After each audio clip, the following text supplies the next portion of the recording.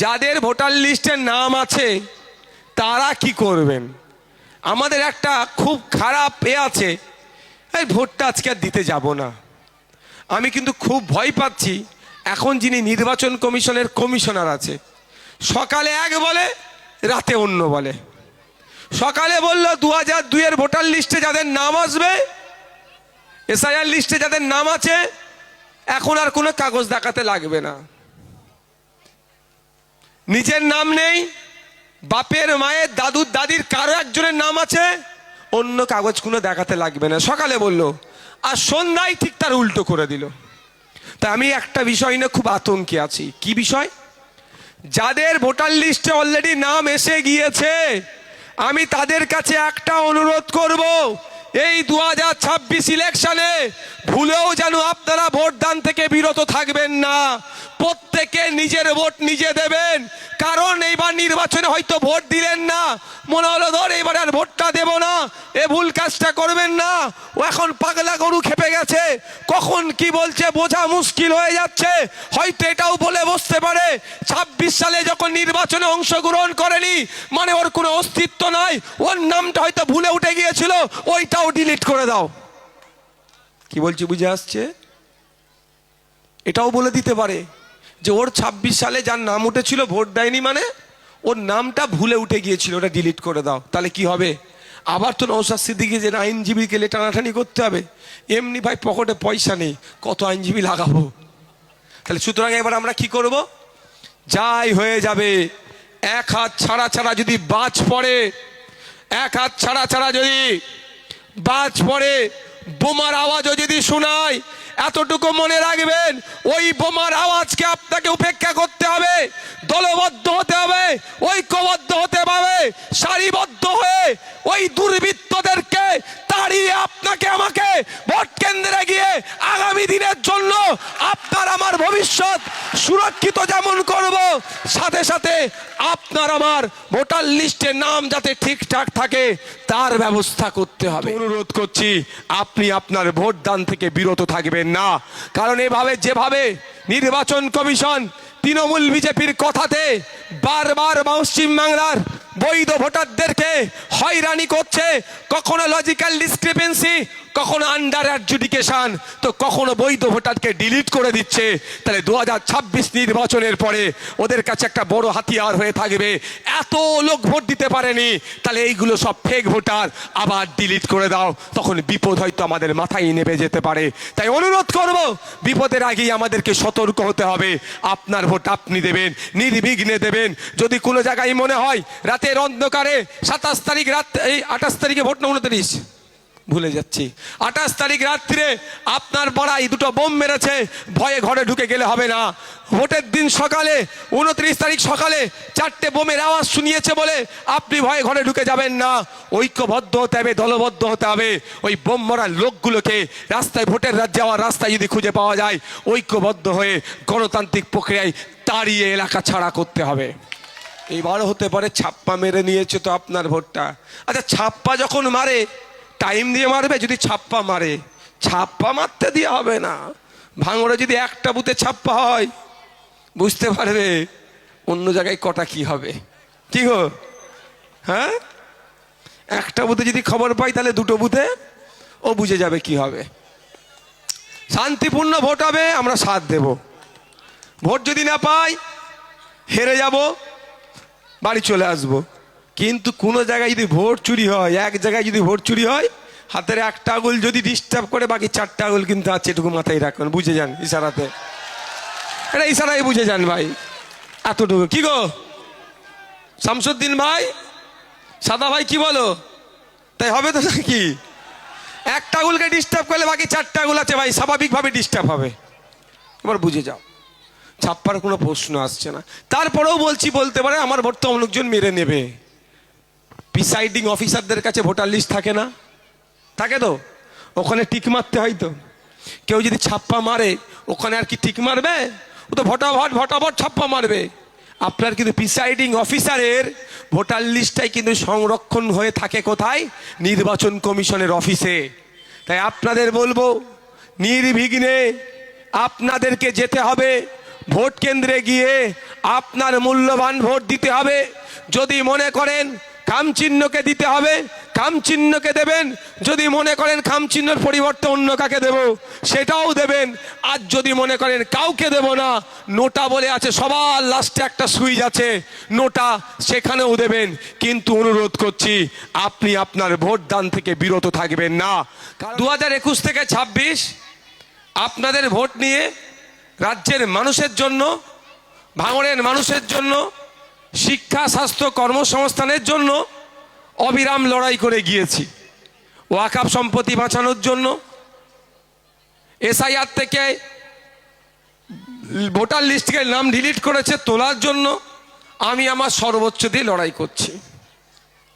কেবল এই লড়াই শাসক নিশ্চিতভাবে ভালো চোখে দেখছে না।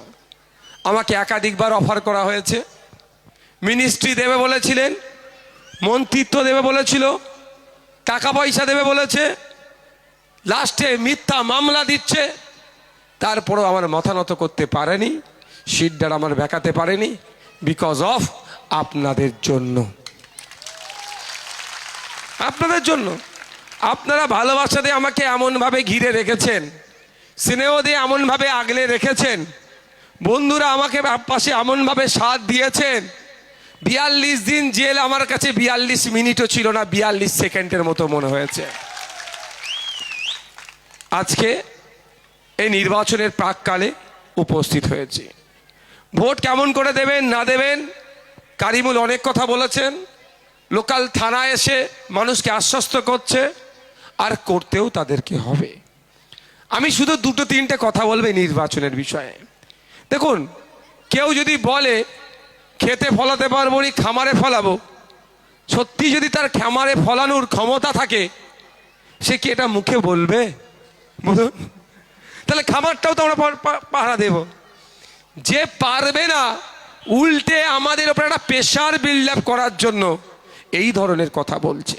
ভাঙড়ের মায়েরা, ভাঙড়ের বাপেরা যারা সুন্দর সবজি ফলাই মাঠে, তারা নিশ্চিতভাবে ওই সবজিতে গরু ছাগলেরা খেয়ে নেয়, তার জন্য আলটা বেড়াটাও ঠিক করে দেয় মাঠে। তাই আপনার ভোট কেউ চুরি করে নেবে অত সহজ নয়। এটা 2021 নয়, 2026। এটা ক্যানিং পূর্ব নয়, প্রার্থী শাহাবুদ্দিন সিরাজিও নয়। এতটুকু শুধু বলে দিতে চায়। আজ আপনারা খেতে ভালো করে ফলিয়ে দেন, খামারটা রক্ষার দায়িত্ব এই সব বসে আছে, বুঝে নেবে। আর মায়েগুলো একটু উঠে দাঁড়াও তো, এরকম আমাদের মহিলা বাহিনীরাও রেডি আছে, বুঝে নেবে কিভাবে কি করতে হয়। তাই বন্ধুগণ, আপনাদের বলবো, অযথা আতঙ্কিত হওয়ার দরকার নাই।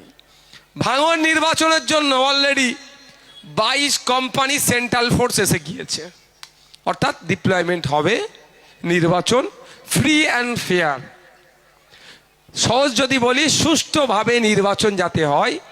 12 কোম্পানি সেন্ট্রাল ফোর্স প্রয়োজনে আরো বাড়বে। ঠিক আছে, আপনাদের এবার কাজ কি? এসআইআর থেকে একটু শিক্ষা নেন। আমি এখানে দাঁড়িয়ে এসআইআর এর ফর্ম ফিল আপ করা শিখিয়েছি, বলেছিলাম তো? কি বলেছিলাম? তার সাথে যদি কোনো ভোটার লিস্ট থেকে কারো ডিলিট করে দেয়, তার জন্য আইনি লড়াই আমি লড়ব, বলেছিলাম। এখানে বেশ কয়েকজন মানুষের নাম ডিলিট হয়েছে। বলুন, আপনারা ডিলিট হয়েছেন, আপনাদের অঞ্চলে আমি উকিল পাঠিয়েছিলাম কি পাঠাননি? বলুন আপনারা। উকিল কাগজপত্র নিয়েছে, সব আপলোড করছে, যথা সময়ে আপনাদের হাতে কাগজের কপি আসবে। শুধু তাই নয়, এটাও বলছি, ট্রাইব্যুনালে যদি যেতে হয়, উকিলের যদি প্রয়োজন হয়, নওশাদ সিদ্দিকী এখানে কথা দিয়ে গিয়েছিল, ভাঙড়ের কেন 1000 মানুষের যদি জন্য আইনের সহায়তা লাগে, বিনামূল্যে আইনি পরিষেবা দেবে। আপনাদের ভোটার লিস্ট যখন ডিলিট হয়েছে, ট্রাইব্যুনালে অ্যাপ্লাই কিভাবে করবেন না করবেন, যখন আতঙ্কে ছিলেন, আমি ভাঙড় বিধানসভায় 13টা অঞ্চলে 13টা উকিল পাঠিয়ে আমি আমার পক্ষ থেকে আপনাদের যে কথা বলেছিলাম সে কথা রেখেছি। বিনা পারিশ্রমিকে আপনারা একটা টাকা না খরচ করেই আপনারা আইনি সহায়তার প্রথম স্টেপটা পেয়েছেন। দ্বিতীয় স্টেপ হচ্ছে, যদি ট্রাইব্যুনালে উকিলের প্রয়োজন হয়, আজও আমি কথা দিয়ে যাচ্ছি, এই মাঠে এসে যে কথা বলেছিলাম, একজন কেন 1000 লোকের জন্য উকিলের যদি প্রয়োজন হয়, প্রত্যেকের জন্য নওশাদ সিদ্দিকী আইনজীবী দেবে, আপনাদেরকে আতঙ্ক মুক্ত করার জন্য, আপনাদের ভোটাধিকার ফিরিয়ে নিয়ে আসার জন্য। এটা গেল যাদের ভোটার লিস্ট ডিলিট হয়েছে। মমতা ব্যানার্জি কোথায়? আমার লাশের উপর দিয়ে এসআইআর হবে বলেছিলেন। অভিষেক ব্যানার্জি কোথায়? একজনের বৈধ ভোটারের যদি নাম ডিলিট হয়ে যায়, তাহলে 1 লাখ মানুষ নিয়ে গিয়ে দিল্লিতে আন্দোলন করবে। সব ঘুমিয়ে পড়েছে। নওশাদ সিদ্দিকী এখনো ঘুমায়নি, ঘুমাবেও না, যতদিন পর্যন্ত আপনাদের এই ডিলিট হয়ে যাওয়া ভোটারের নাম ফেরত নিয়ে আসছি ভোটার লিস্টে, অতদিন আমি ঘুমাবো না। আপনাদের হয়ে আমি লড়াই করে যাব, এটা কথা দিয়ে গেলাম। যখন কলকাতায় মমতা ব্যানার্জি নাটক করছিল এসআইআর এর নামে, তখন আপনাদের বিধায়ক নওশাদ সিদ্দিকী দিল্লি গিয়ে সুপ্রিম কোর্টে মামলা করেছিল। এখনো যে আশার আলো দেখছেন, প্রতিনিয়ত সুপ্রিম কোর্টে পক্ষে বিপক্ষে যে সওয়াল জবাব হচ্ছে, যতটুকু আশা দেখতে পাচ্ছেন, এটা মনে রাখবেন, ভাঙড়ের বিধায়কের কিন্তু তার মধ্যে কিছু ক্রেডিট আছে।